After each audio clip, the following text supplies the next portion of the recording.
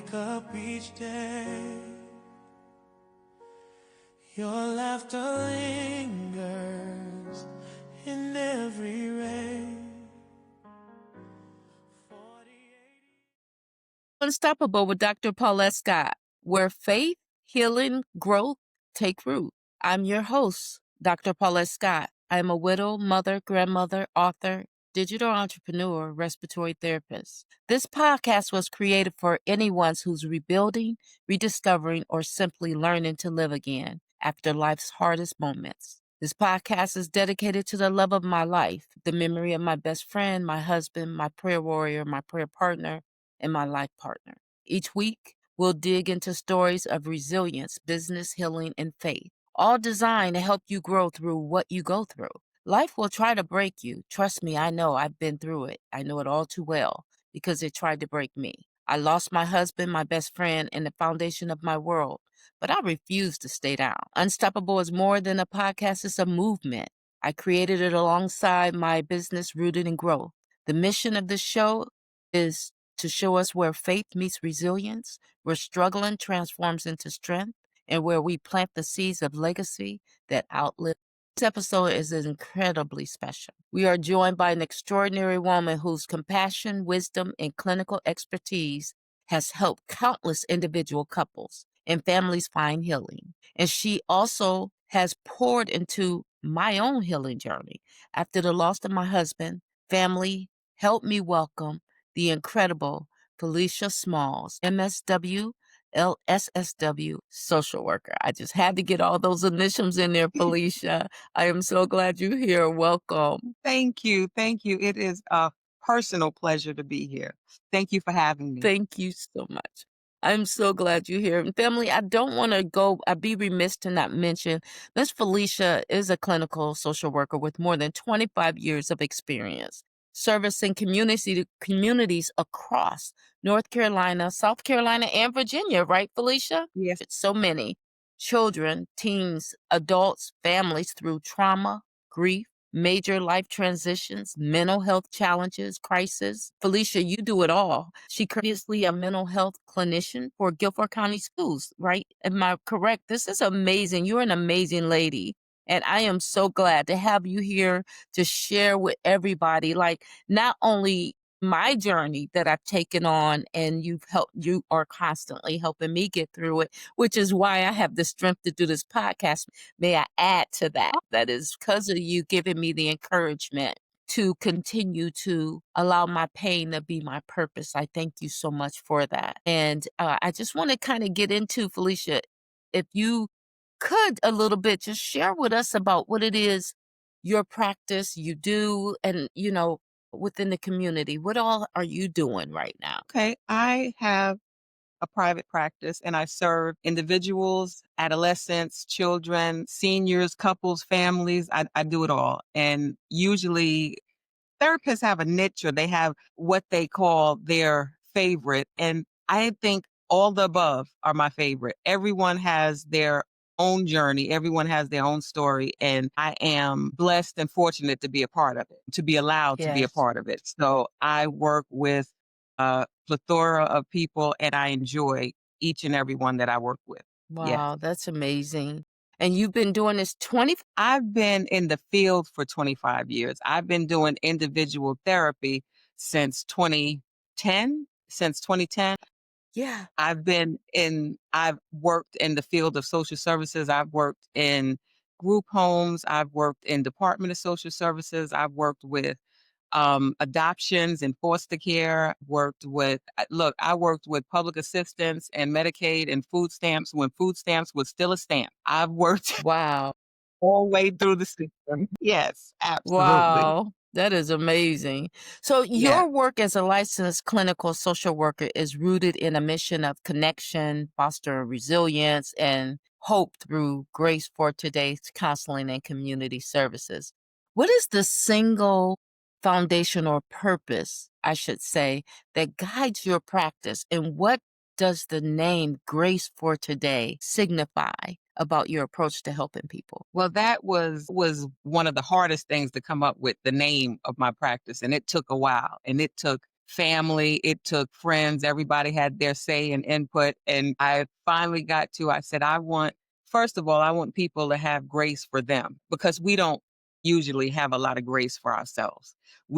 The people we love, the people we care about, we give them so much grace and ourselves, not so much. So, one of the things I wanted to concentrate on is having grace for ourselves, but also to have grace for today. Tomorrow is not promised, as we know. We don't know what tomorrow is going to bring. And yesterday is no longer here. We can't change it. We can't go back and do things we wish we could. We only have today. And I want people to understand that today is what's important. We have to live for today and we have to give ourselves grace because we're not perfect. We all fall short. So give yourself grace, live for today. Don't live in the past. Don't live in the future. Let's concentrate on what we can do with today. And that's where the name came from. Yes. Wow, and that's powerful. I love how you remind us too. Today is what we focus on because we can't go Yes. back to yesterday, and You tomorrow cannot. ain't here yet. And I love that. Thank you. That just gave me a sense of peace too for me for right now with everything I've been going through. Just focus on today, Paulette. Yes.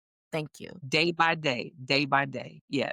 Thank you. Thank you. So I'm gonna kind of get on this topic that I love. It's called the defining loss and the gardener's insight. As you know, the podcast bring in my gardening, my love for gardening, along with, my pain from the loss of my husband and just all the life challenges. But this one, you've walked alongside countless clients navigating life's challenges. We know that loss can be anything from a loved one, a relationship, sense of self, or even a career setback.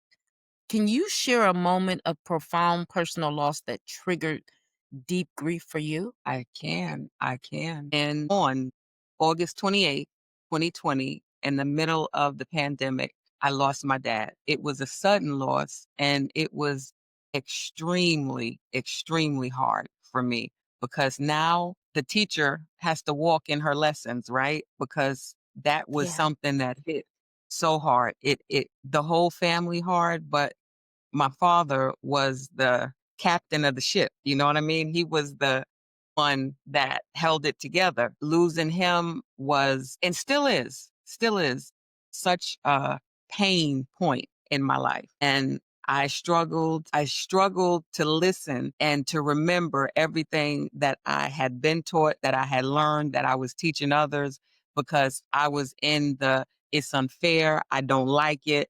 I want him back. That whole fight I was in. And I had to do what I tell everybody to do. I had to breathe. I had to sit in my emotions and I had to breathe. And that's hard. That is so hard. yeah, And it was hard. And it still gets hard 5 years later, right? It's still yeah, sometimes, the memories and the longing and the wanting gets hard. But I have to do what I tell everybody else to do. I have to breathe. I have to sit. I have to journal. I have to talk about it. I can't suppress it. I can't keep it inside. I have to let it out. I have to let it out. And I'd like to say I've successfully been dealing with it. It is a journey that may never have an end. It's just a journey. You journey through life without the person that meant a lot to you. And yeah. it's a different walk. It's definitely a different walk. Wow. Yeah. And that is one thing I remember you encouraged me to do my journaling and even write my husband a letter, which was powerful. I wrote the letter and it's in an envelope. I've read it to him before I put it in the envelope. I think do you find when you discovered your process to help you get through it, did you find yourself because you said it, you kind of already alluded to it. You said here the teacher is now the student, and you found yourself struggling a little bit, right? Trying to get yourself to at least talk about it, right? Because that was Yes, hard for me to share what I really felt deep inside because I wasn't sure what I was feeling too. And absolutely. and It's hard. yeah, yeah. And what do you say to somebody that does struggle to talk about how they feel because they're not sure what they feel after a loss of somebody that they love so much, or a loss of self, or a loss of things, or. Mhm. It's definitely difficult, especially because we're not used to sharing a lot. You know, we go through things and we keep it to ourselves, and we try to handle things on our own. And I will, if I'm the first to say it, that's okay. That's not good. Keeping things to ourselves, keeping things down, pushing things down. We have to let it out. We have to let it out. And if we don't have anyone to let it out to, then let's write about it. Let's journal. Amen. Let's get it out some kind of way. You have to you have to have an outlet, because if you don't have an outlet and you suppress all these things, it's going to come out. It's going to come out, and it's Mhm. going to come out when we don't want it to come out, more than likely, and it's going to come out as extreme hurt or extreme anger. So before that happens, we have to let it out in a healthy way.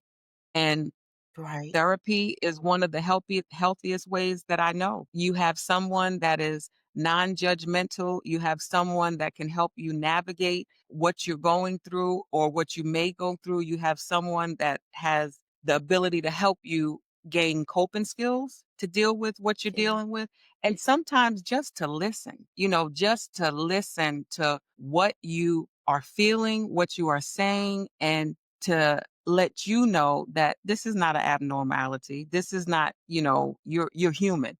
And these are feelings that you're going to feel, and there's nothing wrong with that. Thank you. Thank you for that. I'm thinking I'm gonna move a little bit into the spiritual foundation of cultivating change. So that the concept of grace is inherently spiritual. When you were in the midst of your own healing or when guiding clients towards meaningful change, what role does putting God first or your personal spiritual journey play in the Yeah. process? Okay. God is first and foremost in my life. And even choosing a name for my practice was a little difficult, but I said, "You know what? Not ashamed, Yes. not gonna kind of fall back." And it's important to me. Now, I don't force people to believe. I don't force my religion on anybody. In my practice, I serve those that are Christian and those that are other religions, or some people that I serve are atheists. And again, I don't force anything on them, but he's a part of me. He's a part of who I am, and he will not be denied, not by me. He will not be denied. So he kind of leads in what I do. He's the reason that I do what I do. This is my purpose. People search for a purpose in life, and why am I here, and what am I supposed to do? And this is my purpose. I am here to do exactly what I do on a daily basis. And I see that, I feel it. Other people that I work with, they feel it. I have people that have come across my Psychology Today profile and said, "I don't know what it is, but I was drawn to you and I feel like I'm supposed to be here." And I Yeah. believe that. I absolutely believe Yes. that. And through the work that we're able to do, yes, you were supposed to be here. And that Yeah. is, I find that if you walk in your purpose, you can't go wrong. You cannot go wrong. Absolutely. And I specifically in my search I wanted somebody who believed and had a faith. And so Okay. when it pulled up the list, you were in there. So you definitely do not deny that you have a faith and Absolutely. I had to have that because I had to have someone that was going to help me through my journey, understand my love for God and my faith is what's going to carry me through with it and be, not someone that didn't understand where I was at with it, you know, and Okay. I don't have Yeah. nothing against anyone. I Mhm. would hope my podcast serve everybody, no matter if they're atheists, no matter, what we got the non-denomination where you don't identify with any type of religion or any religion and so, but for me, that was my number one most important find is that whoever I was going to help me through my process. And I prayed on it and I just asked God because I had a full list and I went Okay. through my list and you were the one that came to my spirit. And so I called Yes, you just did. so that Yes. you know he is working in the realm of your putting you in the lives of the people of his children too because he led me to you. And would you say what specific spiritual practices or mindset allows you to maintain your focus and cultivate hope for future? You know, my prayer life is huge. And it's not only my prayer life, because prayer is sort of asking and desiring, but my conversations that I have, it's just whether it's in the morning, in the afternoon, or in the evening, I want to talk to him. I want to build relationship with him. I want him to know what's going on. I know he knows, but I want to tell him. I want to tell him Yeah. what's going on with me and what my thoughts are, what my feelings are. I and I think sometimes people lose that sense of relationship with him. We are in relationship with him. We should be. It shouldn't be just prayers. It should be conversation. It should be, this is where I'm at. And, it's not a good space. It's not a good space. I realize that I'm working on it. I'm trying. And yes, the prayer that, yes, I need you. I need you. I need you to do all the things that you do and then some. But I need you to know that I'm working toward that. I'm have clients that I pray with because that's something that they need, that's something that they want, that's something that they ask for. I've had clients that have prayed over me, so Yes. it is. Yes, it is have in my clients. I see some people from all walks of life. I've seen pastors, I've seen first ladies, I've seen, deacons, I've seen a lot of people in the church. And this is something that it's like it's a partnership. We're working together for the good of the Lord. And that's a part that I appreciate. I appreciate being in partnership with people that feel the same way I do. That's Yeah, awesome. Wow, that's powerful. Many people feel paralyzed by grief, would you say? And absolutely. in the context of your work providing direct therapy and trauma informed care, what is one intentional, practical step you recommend a listener take to stay motivated and pursue their life's desires, even when it feels difficult? Okay. I'm going to take your question seriously, and I am going to give you an answer first and then another answer. But Okay. the first thing you need to do is breathe. Take a moment. Just when all the thoughts are there, when all the things are going on, and so many things will go on when you lose somebody, when you lose, like you said, a job, a relationship, so many things are going through your mind at one time, and you are everywhere and then some. Just stop and breathe. There's a thing called square breathing or box breathing, and it's where you basically inhale for 4 seconds, hold it for 4 seconds, exhale for 4 seconds, and then hold that for 4 seconds. And sometimes doing something that you have to count, something that you purposely have to do, helps you focus, and it helps you get to a place where you can say, okay, now my mind is a little quieter, I'm in a little quieter space, I can do better now. The second answer, that's in the moment, that's helping you just and whenever you feel, whether you're out in, this is something you can do out in public, you can do at work, you can do at school, you can do anywhere. Nobody has to know what you're doing. You're just doing it to ground yourself. And the second thing I'm really big on, as you know, is journaling. It is a safe place to get out your feelings. And it is wonderful to be able to go back and look at where you were at that time and where you are now. Because, like I said, it's a journey. So, immediately after your loss, you're going to be in a place you've never been before. You're navigating life like you've never had to navigate it before. You're trying to get used to a new normal. So, a year from now, you're not going to be in that same place, and you're going to be able to go back and see that person, to see who you were then. And it's amazing. We need to see the transformation. We need to see the journey. Because though we may not be where we want to be, we're not where we used to be. And Yes. sometimes you have to go back to see that. You have to absolutely go back to see how much you've grown, how far you've gone, and to give yourself some love for that, to give yourself some appreciation for what you've done, and not be so worried about what you have yet to do. Yeah, absolutely. I love it. I love it. I love it. I love it. This is so awesome. It's just giving me a sense of calmness to today, and I needed this in my life today. And I hope the listeners, I Okay. hope all of you are really getting a sense of, being able to find a way through this today as you're listening to Felicia, because this is like getting that short, or should I say just a small snippet of what a good therapist, grieving counselor can do for you. So please make sure you guys also get your pen and paper, because we're going to tell you how to reach her when we're all done with this before she leaves us.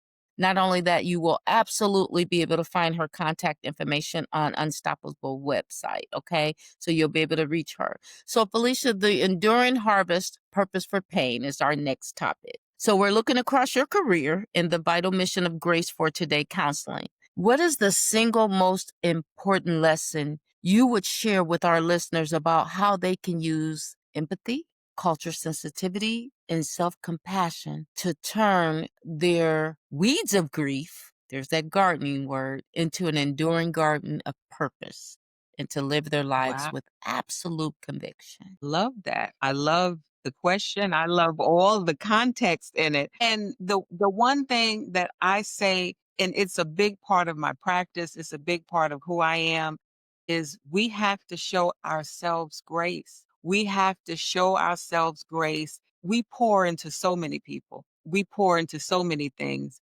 And some of us, a lot of us, are pouring from an empty cup.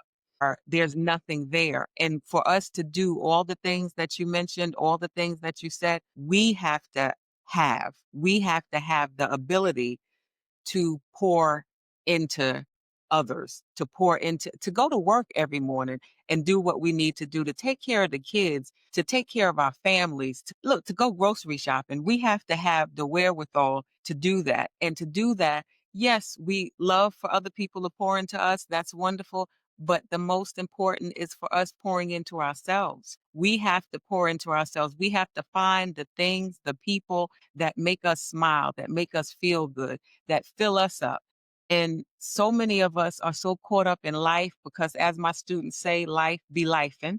Yeah. It's hard for us to do that on a daily basis, but we have to be intentional and we have to look for ways to pour into ourselves. We have to look for things for us to do. We have to look for it can be taking time out to color. You know, they have the adult coloring books. It can be taking a walk. I have so many people that I work with that work from home, and some of them don't see the light of day. They wake up, they go to work, finish work, and they're still in the house. And I'm like, take your breaks, take lunchtime, go outside, see the sun, take a walk around the neighborhood, do something that pours energy into you. We can't work cannot be our life. It cannot. It sustains us, but it is a resource. It is not the source. We have to know that. We have to know work-life balance is real and we need our life to be balanced. We need our life to be balanced and we need us to be filled. And that's really like my main one of the things that I teach, that I coach, that I make sure that people understand, because some people come to me and they are so depleted. They are so very depleted. And I want them to be filled, and I don't want them to depend on others to fill them up. I want us to be able to fill ourselves because we have to be able to. Yeah. Yeah. Would you, Mhm. another question I had, because I'm just thinking, so many of us have suffered griefs, and so many, I can imagine there's not a human being alive that haven't experienced some grief, regardless of what that loss may have been or what they've been through in their life. How does a person, is there like signs or that the family can be aware of, just to identify, hey, maybe they are going through a grief and need help? Think the signs are different from for different people because we're all different. How we experience things are different. You might have someone that's an extrovert that's, so out there and so kind of loud and proud, and they become quiet. You become quiet. Now you don't want to go out as much. You don't want to be around people as much. That may be their sign to say, I need some help. You may have somebody that's, quiet on a regular basis, but the thoughts that they're having are not good. They're not thinking positive. They're constantly thinking about the loss, constantly thinking about what's not good, what they no longer have, and not able to see what they do have, not able to see what is good in their life. And that may be a sign for them to go get help. If you see family members, if you see friends that you know have gone through something and they're not in a good space, maybe you try to reach out and you don't get any contact back, or when you see them they kind of, you can tell when somebody is not dealing well with the loss. And you can suggest, we all have friends, we all have people that we can talk to, but to have a space where you can connect with somebody that can direct you toward healing, direct you toward practices that will help in your healing, goes a little bit further than that. We need our friends, we need our family, we need all of them, but to have a professional involved is real. It's something that we sometimes need to call on. And I know sometimes in our communities, therapy is not looked on favorably. Yeah. I do realize that, and I encounter that on a regular basis. I've had people that I worked with say, "We don't do crazy in my family, so I don't understand why, I'm here or why I should be here." And it's not about crazy. It's not about laying on the couch and having somebody standing over you, writing on a pad, diagnosing you and telling you what's wrong with you. It's not that. And I know a lot of people think that, and a lot of people come in and don't know what to expect. But I promise you, if you find the right therapist, and that is a thing, you do have to look for a good fit, because it's not necessarily people will go in and they will find a therapist and it won't be a good fit and they give up on therapy. And it's not that therapy is not a good fit. It's just that the therapist might not have been a good fit. Maybe their practice, maybe what they were doing or what they were teaching or what they were helping you navigate life wasn't what you needed. So you keep going until you find that fit. And when you find that fit, therapy will definitely be something that you can grow with, that you can grow from. And the things that you take away from a good therapy session is immense. It is immense. Yeah, definitely. I agree with that. It has definitely been a blessing for me with, having you to just be able to be open up to.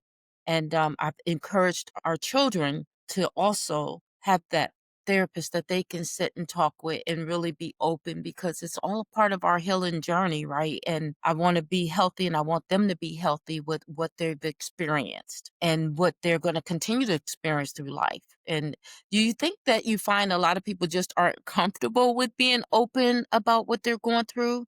I do. I do believe that a lot. And, you give the spiel that whatever you talk about is between me and you. And, you don't have to worry about it getting out there as long as I'm not concerned about you hurting yourself or hurting anybody else. What we speak about is between us. But it's still hard. And that's why a good fit is important, because you have to be comfortable with the person. And I have Right. told people that I work with, when I get the impression that they're not being truthful, therapy doesn't help if you're not going to be honest. If you're not going to be honest, if you're not going to be truthful, if you're not going to share, it will not help.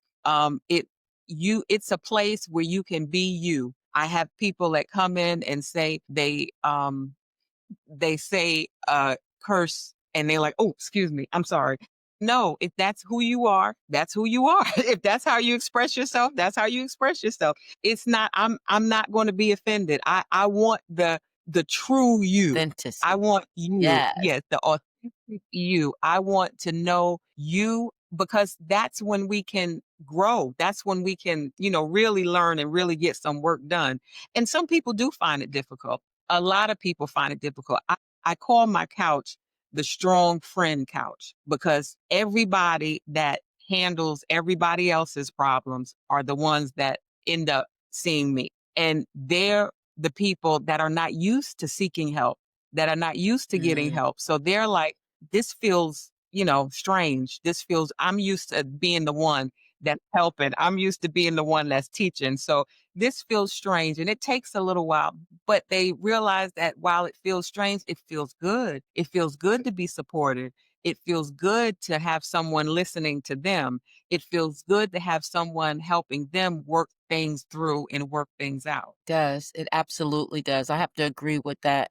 So, your passion for empowering others is inspiring. For our listeners who want to learn more about your services at Grace for Today Counseling and Community Services, or want to connect with you, individually, because I know there's websites you can go through, I believe I did, to find you, but to just connect with Mhm. you, what would you say the best way for them to find you? Okay. I am on Psychology Today.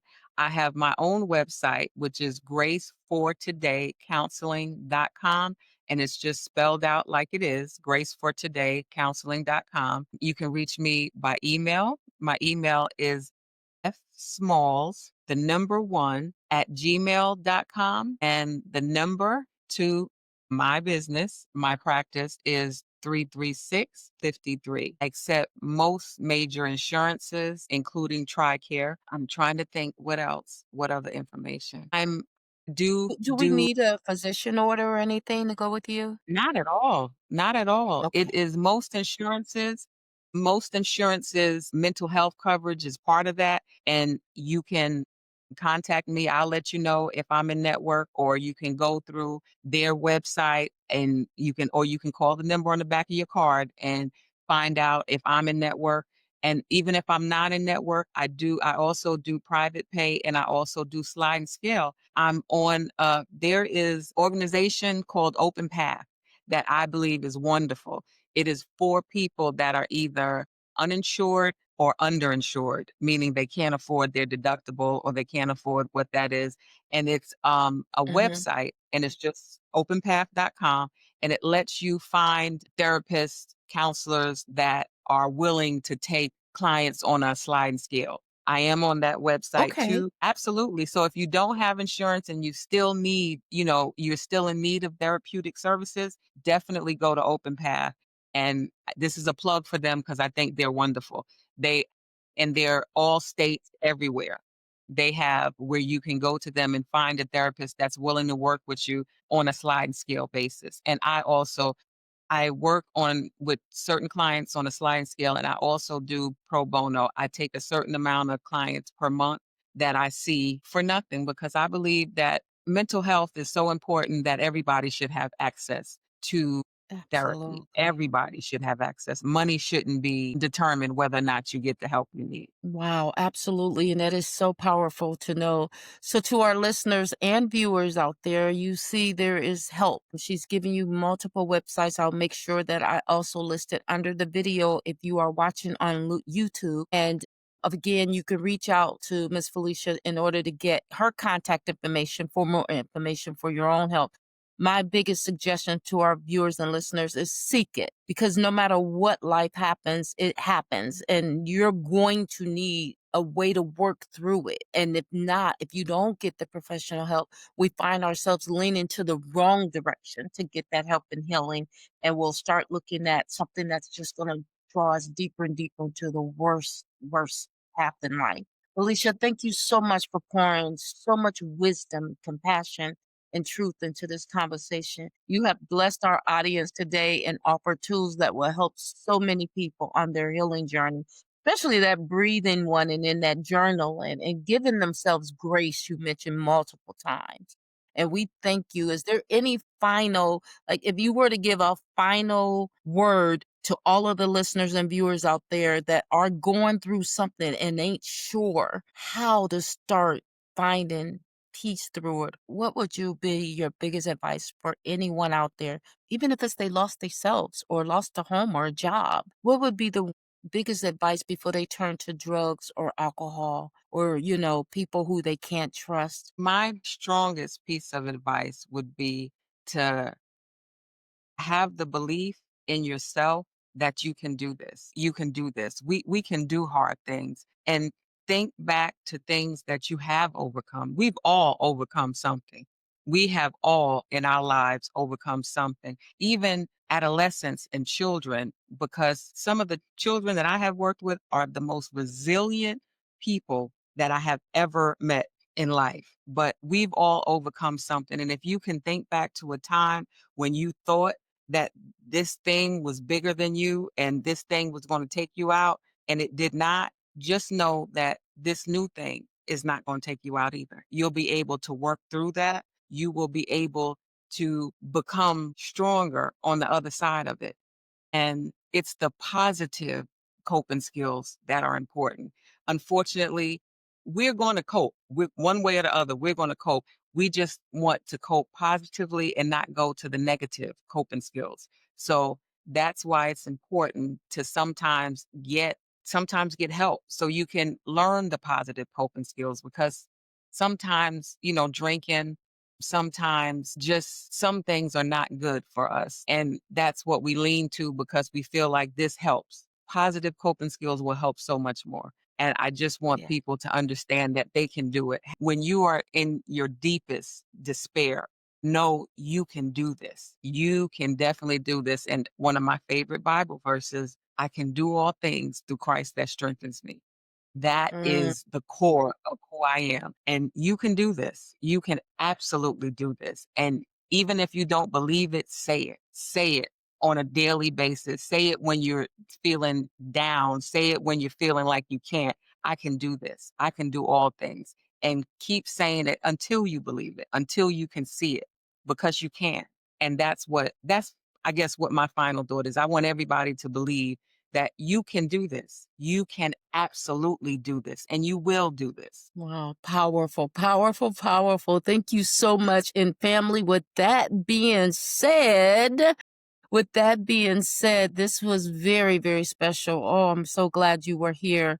So, family, as always, if this episode spoke to your heart, please share it with someone who needs encouragement today. Remember to subscribe to the podcast, follow us on YouTube, and join our community at unstoppabledrpaulettescott.com. And as always, remember, there's no matter what you're facing, no matter what tried to break you, you are loved, you are growing, and you are unstoppable. I'll see you next time. Have a blessed day.